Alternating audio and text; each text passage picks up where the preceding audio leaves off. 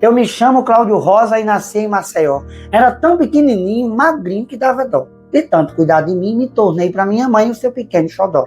Recebi de minha mãe todo o amor que eu queria. Porém, do meu pobre pai, nem um beijo recebia. Brincava com meus irmãos, mas para brincar comigo dizia que não podia. Rejeição para um adulto é fácil de entender, porém para uma criança não há muito o que fazer. Ele sempre foi bom pai, mas a sua rejeição sempre me causou sofrer. Aos 8 anos de idade, minha mãezinha querida, por um azar do destino, se viciou em bebida. Para cuidar de minha mãe, dei adeus à minha infância e também à minha vida. Essa parte foi muito difícil para a minha vida porque eu não lembro exatamente quantos anos eu tinha quando a minha mãe começou a beber de forma compulsiva, né? Eu acordava já de manhã e ela não estava em casa, eu já corria para os bares. A gente morava numa favela, era uma favela bem difícil, né? Era construída debaixo de poste de alta tensão e a gente vivia numa miséria total lá. Mas mesmo assim, minha mãe, ela bebia muito e aí eu aprendi, né, a fazer os trabalhos domésticos em casa para ajudar a minha mãe. Na verdade, não era para ajudar, era para encobrir, né, o fato dela beber demais e abandonar a gente, abandonar a casa. E eu me lembro, eu tinha 7, 8 anos de idade mais ou menos, e aí eu lavava a louça, eu arrumava a casa, inclusive foi nesse período que eu já comecei a trabalhar nas casas dos outros, né, para ajudar em casa, porque muitas das vezes a gente não tinha o que comer, né, a gente comia, muitas das vezes era farinha com café, fazia o pirão de farinha, que a gente chamava pirão de café, era farinha, café, e a gente fazia aquele mingau e comia 3 vezes ao dia. Dentro desse meio tempo, chorava para aprender a ler. Catava livro no lixo, trazia para o meu pai ver. Depois de muito insistir, ele disse para mim: tá bom, eu ensino você. Não saía mais de casa, só pensava em estudar. Cada dia 2 letras ele tinha que ensinar. Quando ele não tinha tempo, eu não me dava por vencido. Saía para perguntar. A primeira vez que me surgiu o interesse pela leitura, na verdade eu não sabia nem o que era ler. Até que um colega meu começou a ler uma história que ele também estava na favela, porque o pai dele perdeu tudo e ele acabaram vindo morar na favela e ele sabia ler. Eu ouvi ele lendo uma história muito bonita e eu disse: que história é essa? Ele está aqui no livro. E falou até uma palavra pejorativa para comigo. E aí naquele momento eu comecei a despertar para a leitura, só que meus pais não tinham condições. Nós não tínhamos como estudar, porque as escolas eram todas muito longe, e meu pai não tinha condição financeira para nos colocar na escola, e éramos 4 filhos. E aí eu tive essa vontade, e catando livro no lixo, eu andava muito nos lixões, procurando o que comer, procurando brinquedo, e aí eu encontrei uma vez um livrinho que era o Novo Testamento, aqueles que distribuem nas escolas, e aí a partir disso eu comecei a lutar e querer aprender. E aprendi a ler com meu pai, com a ajuda das pessoas, e quando eu fui para a escola, eu já sabia ler. Estudar numa escola sempre foi minha paixão. Andar todo arrumadinho, com um caderninho na mão. Nunca pensei muito alto. Saber ler e escrever era a minha ambição. Com 10 anos de idade, realizei o meu sonho. Como eu fiquei feliz, pois antes era tristonho. Meus pais, para conseguirem vagas, passaram noites na escola no sofrimento medonho. Nesse período, nós só começamos a estudar porque uma outra favela pegou fogo. E aí era na época do Collor, Fernando Collor de Mello. E aí construíram um conjunto habitacional com o nome Rosane Collor, que era o nome da esposa do atual presidente da República. E aí eles construíram, e nós ficamos na esperança de ganharmos uma casa. Nós iríamos ganhar uma casa, ficamos muito felizes. Fizemos até o cadastro, só que não conseguimos ganhar a casa. Nós ficamos só no desejo. E a nossa favela ficou de frente a um conjunto maravilhoso. E lá nesse conjunto tinha uma escola. E aí meus pais passaram quase um mês dormindo. Saía um, entrava o outro para tentar uma vaga para a gente estudar. E eles só conseguiram vaga, gente, à noite. E detalhe, todo dia tinha tiroteio, tinha assalto, tinha todo mundo na escola e minha mãe dizia: não vão, vocês vão para quê? E a gente só conseguiu estudar no EJA à noite.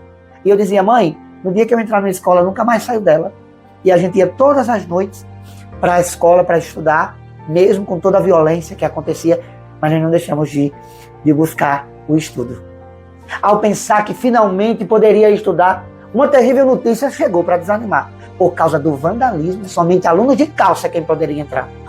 A única calça que eu tinha era no meio da canela. Zombavam muito de mim, mas eu não lhes dava trela. Com o tempo se acostumaram, pois 2 anos em seguida fui para a escola com ela. Achei que a minha vida era que eu pedi a Deus. Naquela favela inteira, tão feliz, só tinha eu. Até que meu pobre pai, após perder o emprego, coitado, adoeceu. A doença se tratava de um derrame cerebral. Para mim, aquele fato foi terrível e fatal, pois lá dentro eu sabia que a partir daquele dia, nada seria igual. Confesso que para mim, não houve pior momento. Passava o dia de fome, pois não tinha um alimento. Já tive dias na vida que a merenda da escola foi meu único sustento. Naquele período não tinha Bolsa Família, não tinha Vale Gás, não tinha nada disso. Então, meu pai ele lutava muito. E foi por essa luta que ele acabou, né, tendo essa doença, adoeceu. E aí a gente ficou realmente numa situação muito difícil, sem ter o que comer, né? Mas mesmo assim, a gente ia para a escola, a esperança a gente passava o dia inteiro para comer. E quando chegava na escola, né, eu me lembro que um dia não tinha merenda. E aí, quando a gente chegou lá, minha professora chegou na sala e disse, gente, eu vou soltar os alunos mais cedo hoje, porque não tem merenda. E naquele momento, quando ela falou isso, eu comecei a chorar copiosamente. E chegaram para mim, levaram eu para a sala da diretoria, querendo conversar, querendo saber o que era. E eu não dizia para ninguém, porque a minha mãe dizia que nós não podíamos falar sobre a nossa situação para ninguém. E depois de muito insistir, depois de muita luta, eu olhei para elas e disse, a gente passa, e era uma segunda-feira, e eu disse, a gente passa o final de semana inteiro com fome, sem ter o que comer, na esperança de vir comer, e quando a gente chega na escola, a gente descobre que não tem merenda. E aí eu disse para elas, se eu voltar para casa, eu vou morrer de fome. E aí naquele momento, a minha professora, junto com a equipe, eu me lembro que ela me abraçou e olhou para mim assim e disse, meu filho, enquanto você estiver estudando aqui, não se preocupe, porque nós não vamos deixar você passar fome, você morrer de fome. E eu me lembro que a partir daquele dia, todo dia que ela chegava na escola, que não tinha merenda, ela dizia, gente, hoje não tem merenda. E ela olhava para mim e piscava o olho. E sempre, quando ela liberava os alunos, ela ia lá, pagava cachorro quente para mim na barraca, enfim. Eu não voltava para casa com fome. Não só eu, mas eu lembro-me que ela ajudava meus irmãos também, né? Que ela sabia que nós éramos todos da mesma família e precisávamos daquilo. E é por isso que eu sempre digo que às vezes, né, a gente pensa que a nossa situação está difícil, a vida está complicada, mas sempre aparece alguém para nos ajudar, de uma forma ou de outra, para mostrar que vale a pena lutar, que vale a pena viver. O tempo foi se passando, meu pai estava curado, e uma firma mais rica ele estava empregado. Não trabalhou nem um ano, a doença retornou, deixando aleijado. Até que a primeira crise foi fácil de suportar. Todos passamos unidos, sem nada nos abalar, mas agora dessa vez, minha mãe, não sei nem porquê, voltou a se embriagar. Para cuidar do meu pai, não tinha mais paciência. Fazia as coisas para ele com raiva e violência. Até que num belo dia, lembro-me como hoje, fez nenhuma confidência. Estou cansada de sofrer. Meu filho, me escute agora. Conheci um outro homem e com ele vou embora. Vocês já estão bem grandinhos, dão para se virar sozinhos que eu vou ser feliz agora. Comecei logo a chorar e também a lhe dizer, minha mãe, não faça isso, pense no que vai fazer. Eu já posso trabalhar, prometo lhe ajudar e assim iremos vencer. A minha avó ficou sabendo o que estava acontecendo. Foi lá para ter certeza do que estavam lhe dizendo. Levou meu pai embora. Até pensei em suicídio. Tão grande era meu tormento. Esse dia foi um dia muito difícil para a minha vida. Na verdade, foi uma semana muito difícil. Porque eu tinha muita amizade com a minha mãe. Eu era uma criança na época ainda. E ela chegou para mim e disse que tinha conhecido um outro homem, né, na penitenciária de segurança máxima de Alagoas e que ia abandonar-nos. Na época eu tinha 10 para 11 anos. Né? Meu irmão mais velho tinha 14 anos. Né?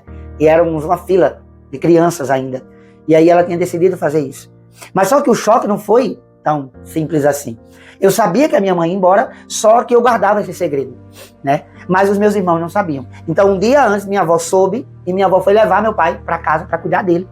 E quando pegou meu pai, minha avó foi buscar meu pai na segunda-feira, aliás, no sábado, certo? Pegou meu pai, colocou dentro de um táxi à força, porque ele não queria sair de casa, mas ela colocou, ela disse, eu não vou deixar essa mulher lhe matar. E o meu pai sentia no coração dele que se ele saísse de dentro de casa, a nossa família acabava. Os filhos dele iam ser abandonados. Foi exatamente isso que aconteceu. Meu pai foi colocado à força num táxi. E foi a primeira vez que eu pensei em tirar minha própria vida, porque ver meu pai sendo arrastado, levado daquela forma, foi terrível. Mas tudo bem. E ali eu pensei em suicídio, né? Mas tirei aquilo da minha cabeça e digo, não, nós vamos conseguir, vai dar tudo certo, a mãe tá aqui. E aí eu já estava trabalhando na casa de uma senhora, né, na época, mas eu digo, vai dar tudo bem. Foi no sábado que isso aconteceu, meu pai foi levado embora, mas nós pensamos, minha mãe tá aqui, vai dar tudo certo, a gente vai lutar, ela vai se recuperar do vício e nós vamos seguir com a nossa família. Logo no dia seguinte, saí para trabalhar. Quando um amigo meu chegou a me perguntar, tu não vai se despedir? Tua mãe está ali pronta para viajar. Larguei tudo para o alto e fui em sua direção. Encontrei-a no terreiro, com a malha em sua mão. Minha mãe, não faça isso. Vamos pensar mais um pouco, não deixe seus filhos não. A mamãe está indo embora, está cansada de sofrer. Se você quiser ir comigo, a mamãe leva você. Eu dei um abraço nela e disse, adeus minha mãe, um dia a gente se vê. Essa foi a parte mais difícil de relatar no meu livro, quando eu escrevi a minha história, tá nesse livro aqui, o meu primeiro livro que eu lancei. Foi a parte mais difícil, porque isso aconteceu no sábado, como eu disse para vocês. Minha mãe foi embora, meu pai foi embora no sábado, e quando foi no domingo, eu já estava trabalhando na casa de uma senhora, arrumando a casa, cuidando da casa, quando meu amigo chegou e disse que a minha mãe também estava indo embora. E não houve choro, não houve nada que pudesse impedir que ela fizesse aquilo, que ela abandonasse a gente. E aí naquele momento eu pensei assim, minha vida acabou. Eu não tenho mais pai, não tenho mais mãe.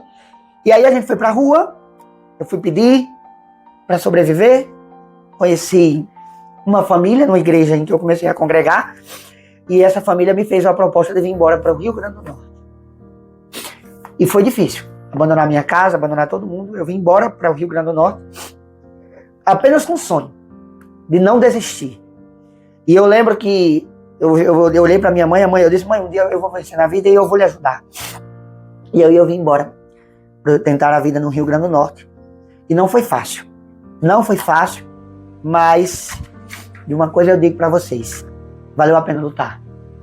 Valeu a pena, porque hoje eu posso dizer que vale a pena viver.